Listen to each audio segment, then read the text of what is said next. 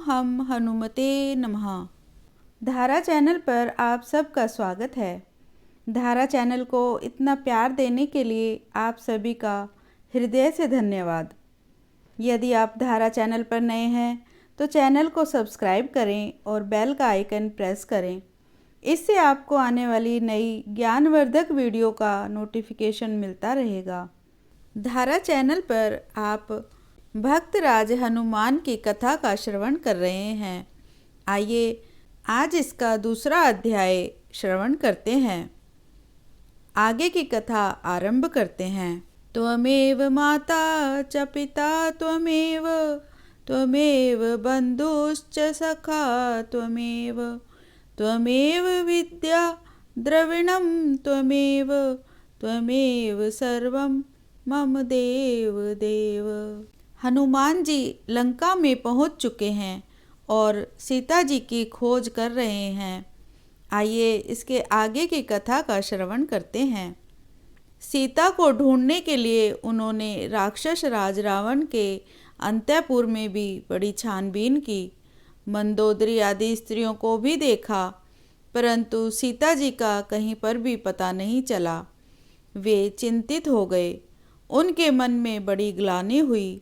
वे सोचने लगे कि कहीं मैंने धर्म का उल्लंघन तो नहीं किया है, पर स्त्रियों को देखना अधर्म है। मैंने अब तक कभी यह पाप नहीं किया था। आज मुझसे बड़ा अन्याय हुआ। वे चिंता में पड़ गए। दूसरे ही क्षण उनके मन में दूसरी बात आई। उस समय भगवान के स्मरण से उनका चित्त स्वच्छ हो गया था और वे एक निश्चय पर पहुंच चुके थे। उन्होंने सोचा कि मैंने पर स्त्रियों को देखा तो अवश्य है, परंतु उन्हें बुरी दृष्टि से नहीं देखा है, आवश्यकतावश देखा है और मेरे मन में तनिक भी विकार नहीं है। इंद्रियों की शुभ या अशुभ प्रवृत्ति में मन ही कारण हुआ करता है और मेरा मन सुव्यवस्थित है। मैं सीता जी को और कहाँ ढूंढता। स्त्री को हिरनियों में थोड़ी ना ढूंढा जा सकता है, स्त्रियों में ही ढूंढा जाता है। मैंने शुद्ध मन से ही उन्हें ढूंढा है, इसीलिए मेरा कोई दोष नहीं है। हनुमान ने और स्थानों में भी ढूंढने का प्रयत्न किया। आगे बढ़ने पर उन्हें एक छोटा सा कुटीर मिला। उस कुटीर की भीत पर जगह जगह राम नाम लिखे हुए थे, जो कि मणियों की जगमगाहट के कारण रात में भी स्पष्ट दिख रहे थे। छोटी छोटी क्यारियों में तुलसी के वृक्ष, केसर और सुगंधित फूल लगे हुए थे। उस पर्णकुटी के सामने ही एक छोटा सा भगवान का मंदिर था और उस पर भगवान के आयुधों के चित्र बने हुए थे। हनुमान को बड़ा आश्चर्य हुआ कि लंका में ऐसा स्थान कहाँ। उन्हें हर्ष भी हुआ। ब्रह्म मुहूर्त का समय था। विभीषण जाग कर राम राम करने लगे थे। हनुमान को यह विश्वास हो गया कि यह तो कोई संत है। उन्होंने उनसे परिचय करने का दृढ़ निश्चय कर लिया। हनुमान ने ब्राह्मण का रूप धारण करके राम राम की ध्वनि की। विभीषण तुरंत बाहर निकल आए। दोनों भगवत भक्त परस्पर गले लगे। दोनों के हृदय प्रेम और आनंद से भर गए। हनुमान को विभीषण के हृदय में साक्षात भगवान दिख रहे थे और विभीषण हनुमान को मानो साक्षात भगवान ही समझ रहे थे। परिचय हुआ। हनुमान के पास कहने के लिए अपनी बात तो थी ही क्या। उन्होंने अपने दयालु प्रभु के पावन चरित्र और सीता हरण का प्रसंग सुनाकर अपने आने का कारण बताया। विभीषण ने कहा, प्यारे हनुमान, मैं यहाँ वैसी ही सतर्कता और कठिनता से रहता हूँ जैसे दांतों के बीच बेचारी जीभ रहती है। प्रभु मुझ अनाथ को भी कभी अपनाएंगे। मेरी जाति तमोगुणी है। मुझसे कुछ साधन बनता नहीं। भगवान के चरणों में प्रेम है नहीं। मैं कैसे आशा करूं कि मुझे भगवान मिलेंगे, परंतु अब तुम्हें देखकर मेरे मन में निश्चय हो रहा है, क्योंकि भगवत कृपा के बिना उनके कृपा पात्र संतों का दर्शन नहीं होता। भगवान की कृपा से ही तुमने घर आकर मुझे दर्शन दिए हैं। निश्चय ही संत दर्शन भगवान के मिलने की सूचना है। हनुमान ने कहा, विभीषण, हमारे भगवान बड़े ही दयालु हैं। वे सर्वदा से ही दीन जनों पर कृपा करते आए हैं। तुम तो अपनी बात कहते हो, भला मैं ही कौन सा कुलीन हूँ, वानर, चंचल और साधनहीन। दूसरों की भलाई तो मुझसे दूर रही। सखा विभीषण, मैं इतना अधम हूँ, फिर भी मुझ पर भगवान ने कृपा की है। जो ऐसे स्वामी को जानकर भी नहीं भजते, संसार में भटकते रहते हैं, वे दुखी क्यों ना होंगे। भगवान की गुणावली का स्मरण करके हनुमान का हृदय गदगद हो गया। उनकी आंखें प्रेम के आंसुओं से भर गई। विभीषण और हनुमान में बहुत सारी बातें हुई। विभीषण के बतलाने पर हनुमान अशोक वन में गए। माता सीता अशोक के वृक्ष के नीचे बैठी हुई थी। उनका शरीर सूख गया था, बालों की जटा बंध गई थी। सिर पर सौभाग्य का चिन्ह एक वेणी मात्र था। वे निरंतर भगवान के नाम का जप और मन ही मन भगवान की लीला तथा गुणों का स्मरण कर रही थी। हनुमान ने दूर से ही उन्हें मानसिक प्रणाम किया और एक वृक्ष पर चढ़कर बैठ गए। रावण आया और उसने सीता को फुसलाने की चेष्टा की, फिर धमकाया। फिर सीता की दृढ़ता, पवित्रता, रामनिष्ठा और सतीत्व से प्रभावित होकर वह लौट गया। बहुत सी राक्षसियां सीता को रावण के अनुकूल करने के लिए समझाने लगी। इन बातों से सीता को बड़ी पीड़ा हुई। राम का पता न चलने के कारण उनके अनिष्ट की भी आशंका हुई। ऐसा मालूम हुआ कि अब वे जीवित न रहेंगी। त्रिजटा अपने स्वप्न का वृतांत कहकर उन्हें आश्वासन देने लगी और बहुत सी राक्षसियां वहां से चली गई। थोड़ी देर बाद त्रिजटा भी चली गई। सीता जी को अत्यंत व्यथित देखकर हनुमान ने राम जन्म से लेकर विवाह, वनगमन, सीता हरण आदि की बातें वृक्ष पर से ही कहीं और अंत में बतलाया कि मैं उन्हीं के भेजने से यहाँ आया हूँ। हनुमान की यह अमृतमयी वाणी सुनकर सीता जी को बड़ा संतोष हुआ, परंतु दूसरे ही क्षण एक आशंका से उनका हृदय सिहर भी उठा। उन्होंने सोचा, कहीं यह भी राक्षसी माया ना हो। हनुमान ने सीता का भाव जान लिया और उन्होंने कहा, माता, मैं करुणा निधान के चरणों की शपथ लेकर कहता हूँ कि मैं भगवान राम का सेवक हूँ। उन्होंने आपके विश्वास के लिए ही मुझे एक अंतरंग कथा बताई है। जब आप वन में उनके साथ थीं और जयंत ने कोए का वेश धारण करके आप पर आक्रमण किया था, तब भगवान ने उस पर इशिकास्त्र का प्रयोग किया और उसे त्रिलोकी में कहीं भी शरण नहीं मिली।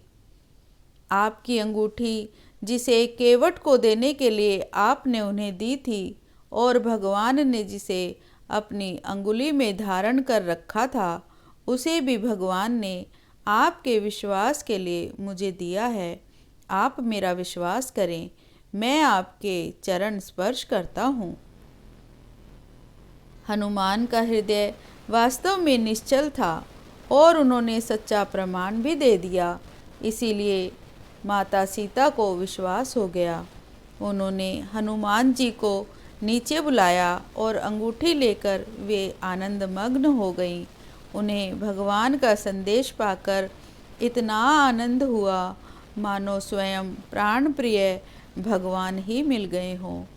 उन्होंने हनुमान जी से कहा, हनुमान, आज तुमने मेरा बड़ा उपकार किया है। यदि मैं यह समझकर कि भगवान मुझे भूल गए अथवा उनका कोई अनिष्ट हो गया अगर मर जाती तो यह बात सुनकर उन्हें कितना कष्ट होता। मेरे कारण वे दुखी होते। हनुमान, क्या वे कभी मेरा स्मरण करते हैं?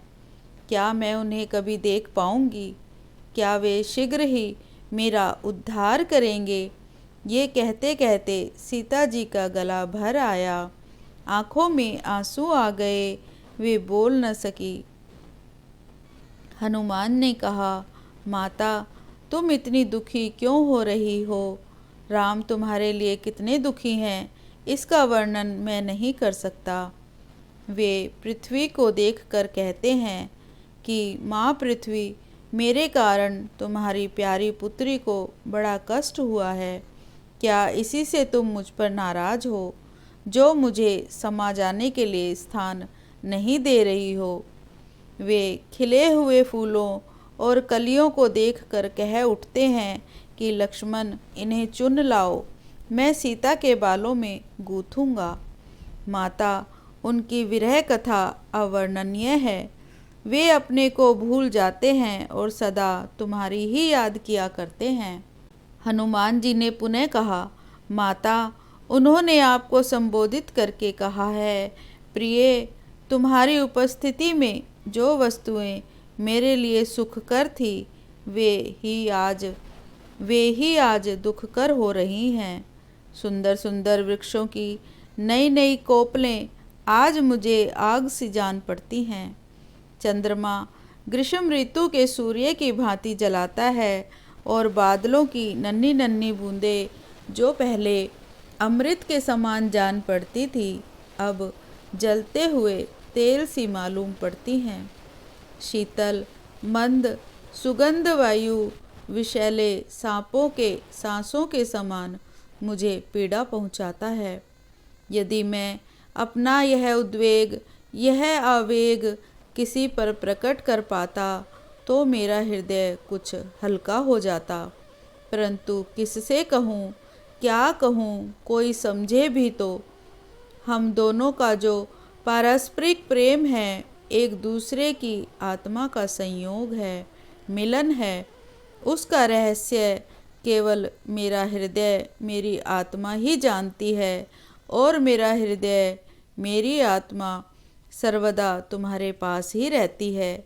एक क्षण के लिए भी तुमसे बिछुड़ती नहीं, तुमसे अलग नहीं होती। क्या इतने से हमारे अनिर्वचनीय प्रेम की व्याख्या हो जाती है?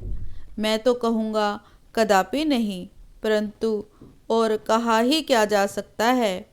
यह कहते हुए हनुमान जी भावविष्ट हो गए थे। सीता जी को ऐसा मालूम हुआ मानो स्वयं राम उनके सामने खड़े होकर बोल रहे हैं। वे प्रेम मग्न हो गईं, शरीर की सुधि भूल गई। हनुमान जी ने उन्हें धैर्य बंधाते हुए कहा, माता, भगवान के प्रभाव, ऐश्वर्य और बल की ओर देखो। उनके बाणों के सामने ये तुच्छ राक्षस एक क्षण भी नहीं ठहर सकते। समझ लो कि ये मर गए। भगवान को अब तक आपका पता नहीं मिला था, नहीं तो वे न जाने कब राक्षसों का संहार करके आपको ले गए होते। हम सब वानर भालू उनके साथ आएंगे और निशाचरों को पछाड़ पछाड़ कर मारेंगे और आपको लेकर आनंद मनाते हुए अयोध्या चलेंगे।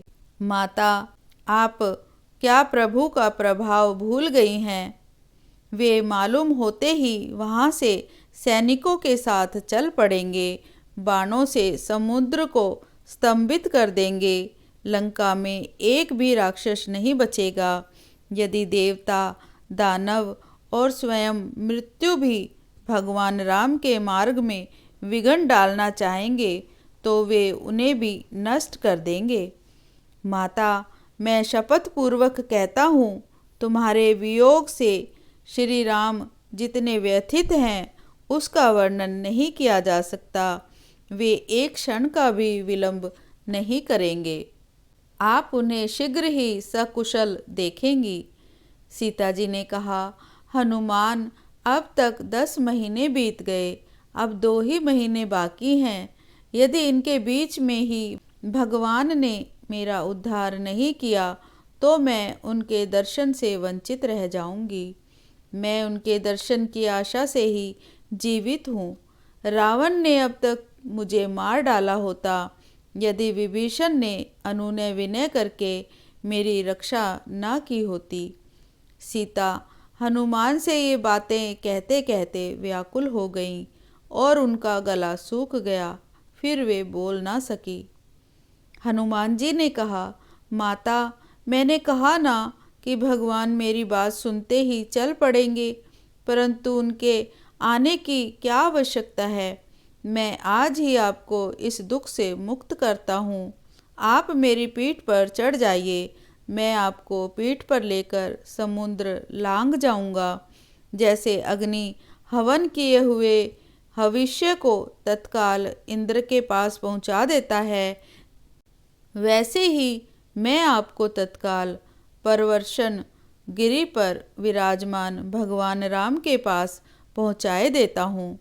भगवान की कृपा से न केवल आपको बल्कि रावण के साथ सारी लंका को मैं ढोकर ले जा सकता हूँ।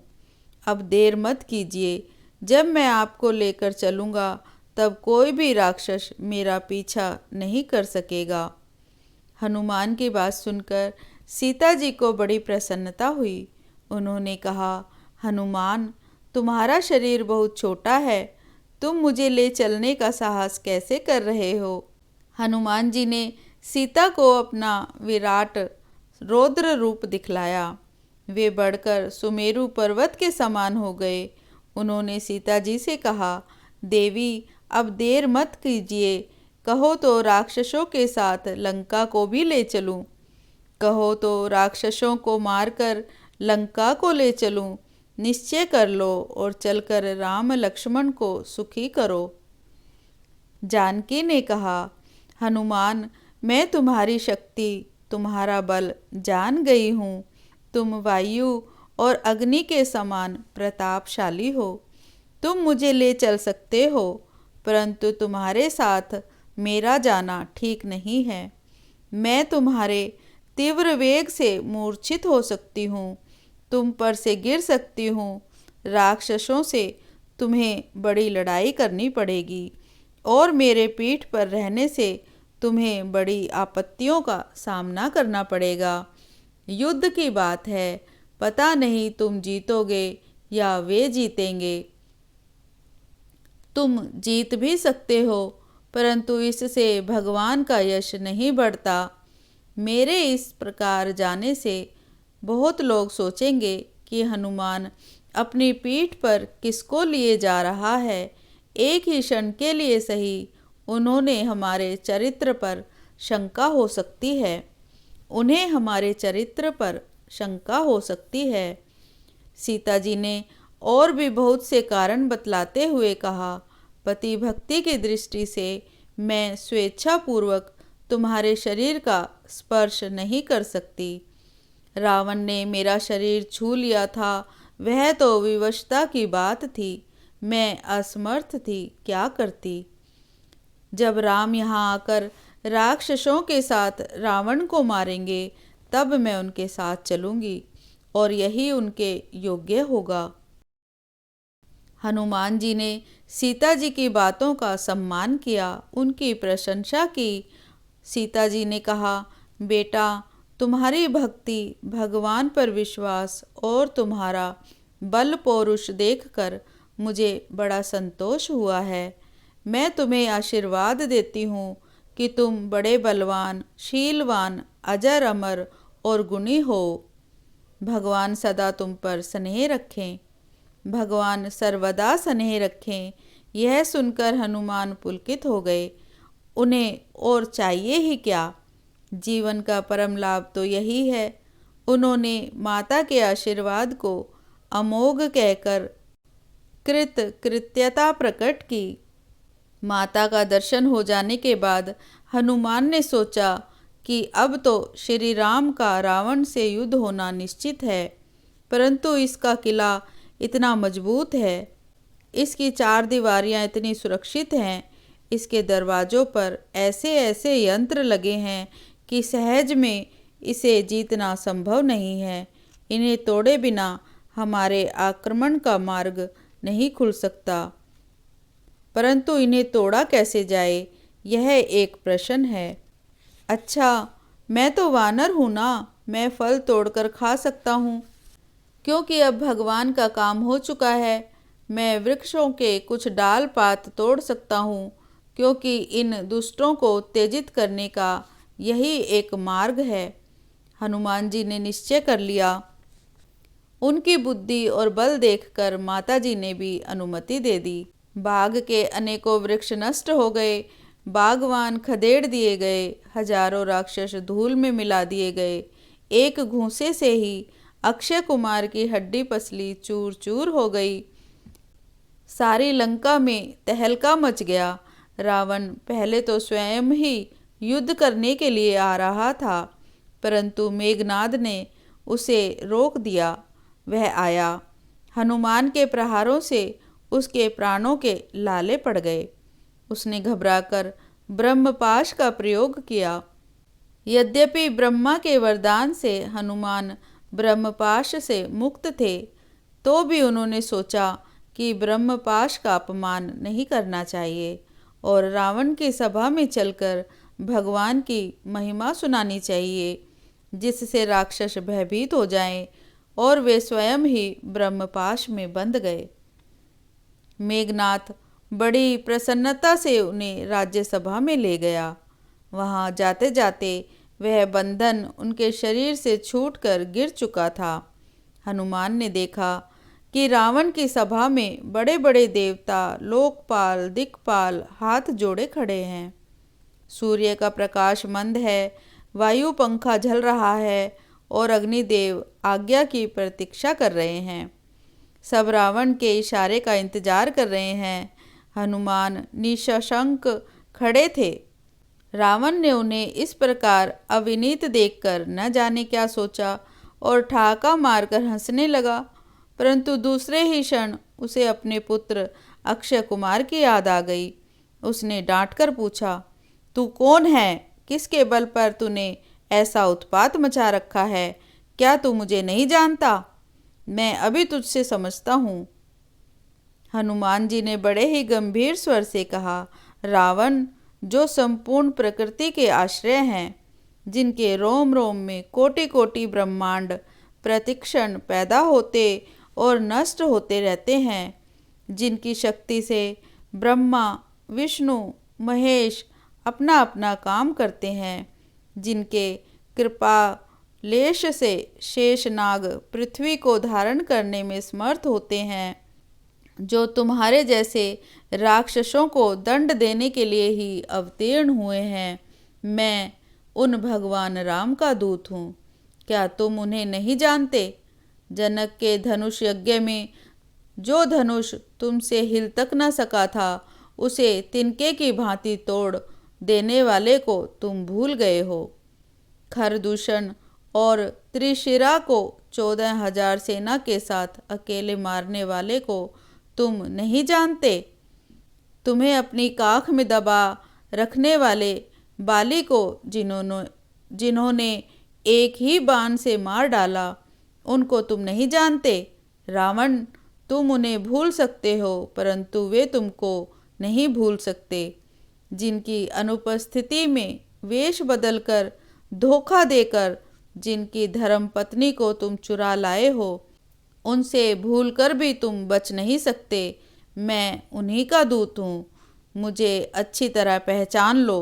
अब देर नहीं है, उनके बाणों से लंका वीरान हो जाएगी।